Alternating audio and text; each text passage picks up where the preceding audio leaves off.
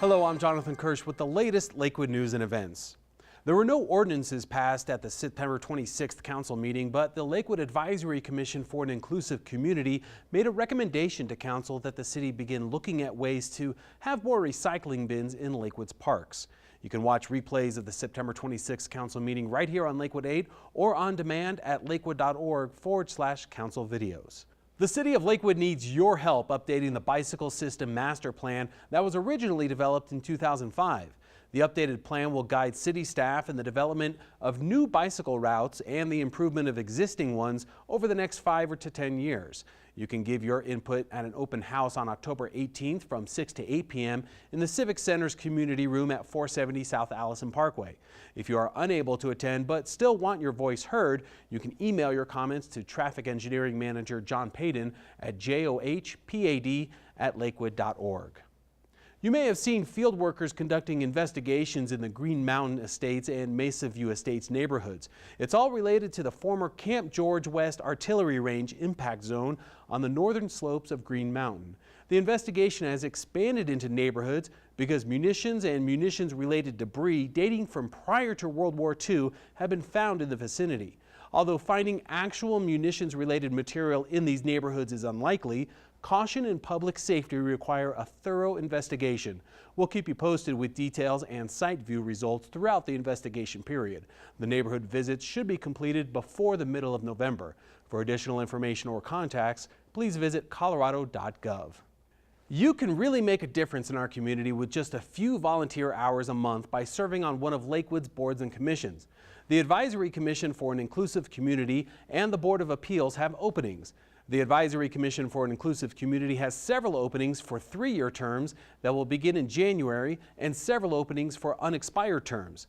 The Commission advises City Council by researching specific issues of interest to Lakewood residents and making recommendations for potential action to City Council. Members should plan to attend a minimum of 2 meetings a month.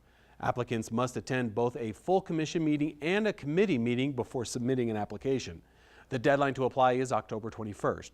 The Board of Appeals decides appeals from any order, requirement, decision, or determination made by the Codes Administrator.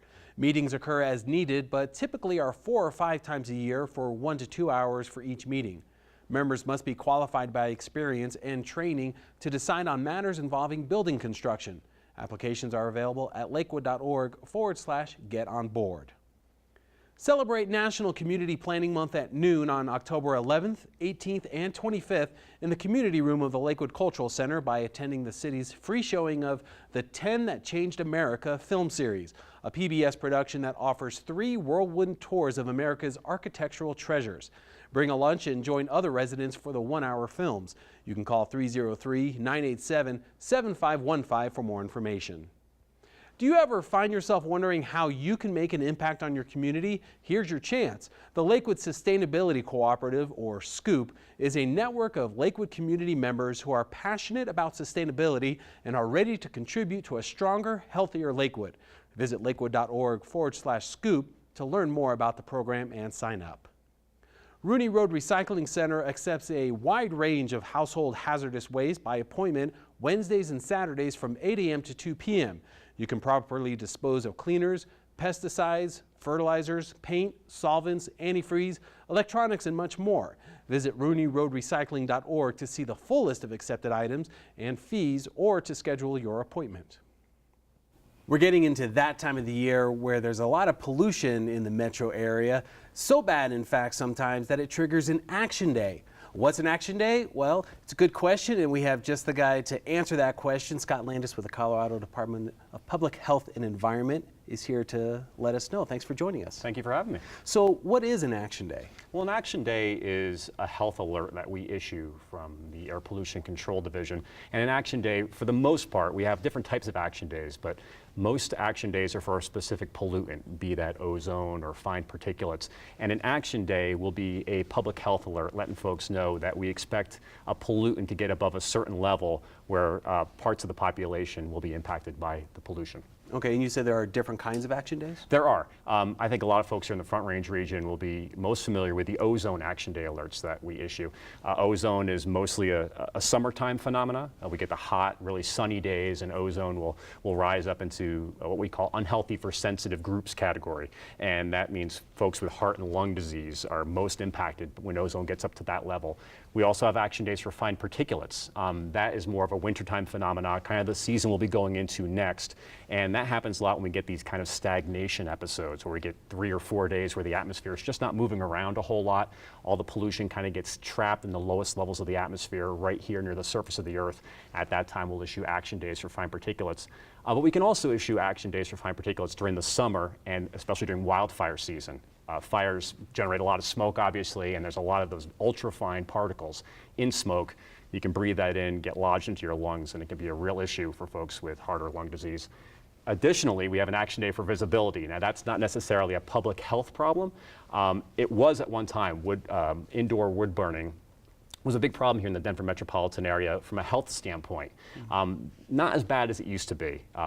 Folks are using cleaner wood stoves to burn, and fewer people are using wood burning to heat their homes. So it's not as much a problem now, but we do issue an action day for visibility, ask people not to burn indoors because we love living in Colorado. It's a beautiful place to live. So we issue these action day for visibility, mostly for an aesthetic kind of thing. Okay, and so when we're talking about pollution and a lot of the pollutants, a lot of people might have in their mind when they see the brown cloud over downtown that, you know, the first thing that comes to mind, oh, there's a lot of cars on the road and stuff like that, but there's more to it than that. Right? There is. Yeah, automobiles are certainly a part of that. Automobiles today are a heck of a lot cleaner than they were 30 to 40 years ago. People who've lived here a long time probably remember the brown cloud being a lot worse than it is now. A lot of that does have to do with automobile traffic, but there are other things that go into it. The wood burning that I talked about, a lot less people are using wood burning for their heat source. But we also have other sources of pollution. We have power plants, we have oil and gas production. So there are a number of things that go into the fact that why we have pollution. And so let's talk about the action days that we'll see this winter. When an action day is triggered, what does that mean for residents? What can't they do? Well, for the action day for visibility, that's the only one we have a mandatory indoor burning restrictions are in effect. For all the other action days we have, they are mostly voluntary measures, and we're just letting people know what they probably should or shouldn't do. We always try to encourage folks to drive less if they can. Mass transit is a great option. Even better yet, the cleanest option is to walk or bike if you do have that option. Right. But there's other little things that people can do to decrease the amount of pollution that they add to the atmosphere. As simple as in your home, tightening the lids on your solvents, paint thinner, household cleaners. They release a lot of what we call VOCs, volatile organic compounds, and they lead to ozone formation. So just doing those simple things like that, filling your tank after dusk, that's another good way to limit ozone production. And also, if you're during an ozone action day alert, we ask folks if you can not mow your lawn, wait till a day when there's less ozone and let the grass grow a little bit. That's interesting to know. I didn't know about the solvents and tightening the caps on that. Very simple. Yeah.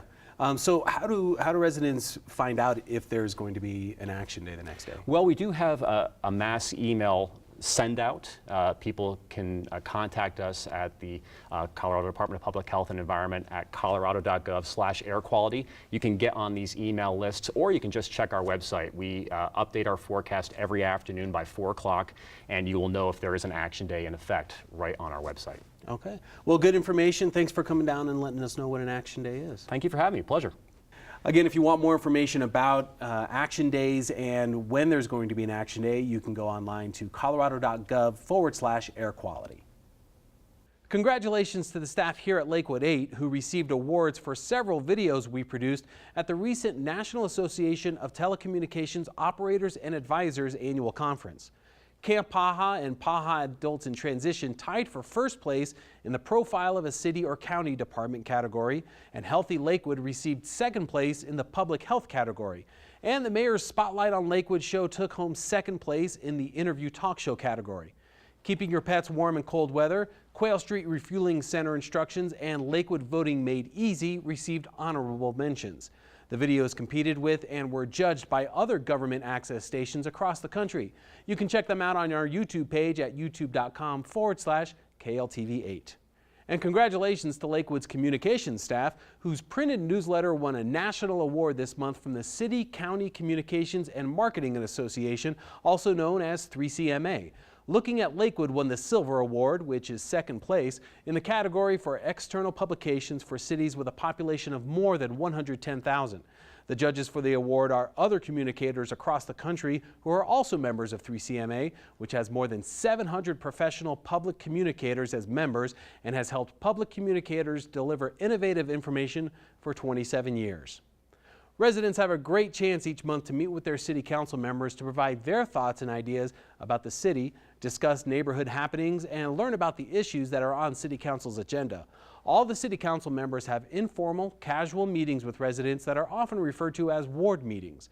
Sign up to receive email alerts about the upcoming meeting in your area of the city by visiting lakewood.org/city council. Click on the ward you live in to subscribe to the email alert. If you don't know which ward you live in, visit lakewood.org/ward map.